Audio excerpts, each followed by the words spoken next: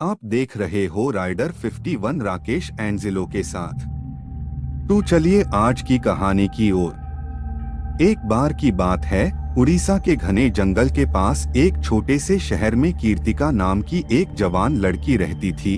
वो एक साधारण परिवार से थी। कीर्तिका अपने माता पिता की लाडली और एकलौती बेटी थी।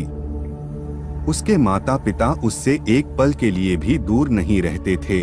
कीर्तिका इतनी सुंदर थी कि वो अपनी मनमोहक मुस्कान और अपने दयालु हृदय के लिए पूरे शहर में जानी जाती थी। लेकिन उसकी माँ कीर्तिका को लोगों से थोड़ा दूर ही रखा करती थी, क्योंकि वो डरती थी कि कहीं मेरी बेटी को किसी की नजर ना लग जाए। अगर कभी लोग उससे मिलने के लिए भी आते थे तो उसकी माँ कोई न कोई बहाना बनाकर उसे वापस भेज देती थी और लोग निराश होकर चले जाते थे।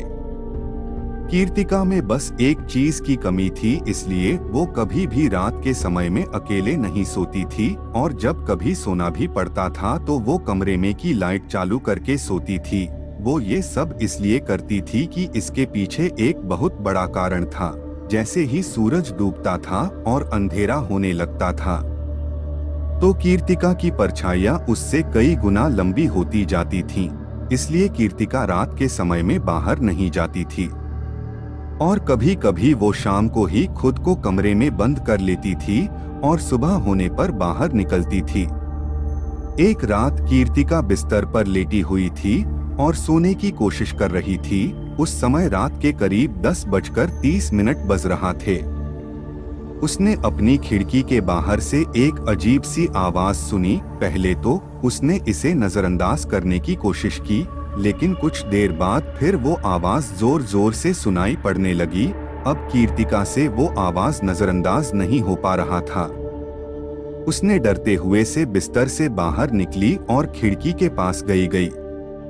फिर उसने खिड़की से बाहर देखा तो उसकी आंखें फटी की फटी रह गई। उसने देखा कि एक पेड़ के नीचे एक आदमी खड़ा था। वह लंबा और पतला था, जिसका हाथ लंबा और टेढ़ा मेढ़ा था।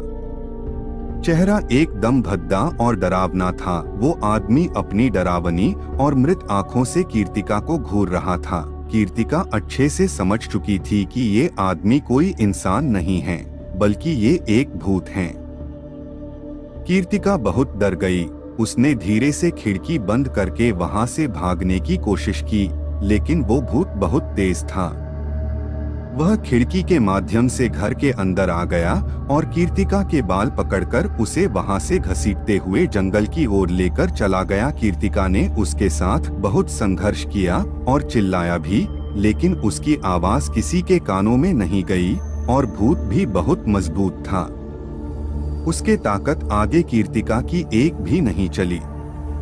जैसे जैसे भूत कीर्तिका को जंगल में घसीटता गया, वैसे वैसे उसे और कष्ट होते गया, और वह समझ गई थी कि अब मैं जिंदा नहीं बचूंगी और कल सुबह का उजाला नहीं देख पाऊंगी। इसलिए उसने भगवान का नाम लेकर अपने आप को उस भूत के हवाले कर दिया। फिर भूत ने कीर्तिका को जंगल में ले जाकर मार दिया और उसके शरीर को खा गया, और ऐसे कीर्तिका की कहानी का भयानक अंत हुआ। उन सभी के लिए एक सतर्क कहानी जो अंधेरे से डरते हैं। अगर ये वीडियो अच्छी लगी तो हमारे YouTube चैनल को सब्सक्राइब करें और वीडियो को लाइक करें। मैं आप लोगों को अगली वीडियो पार मिलता हूँ। जब तक के लिए जय हिंद।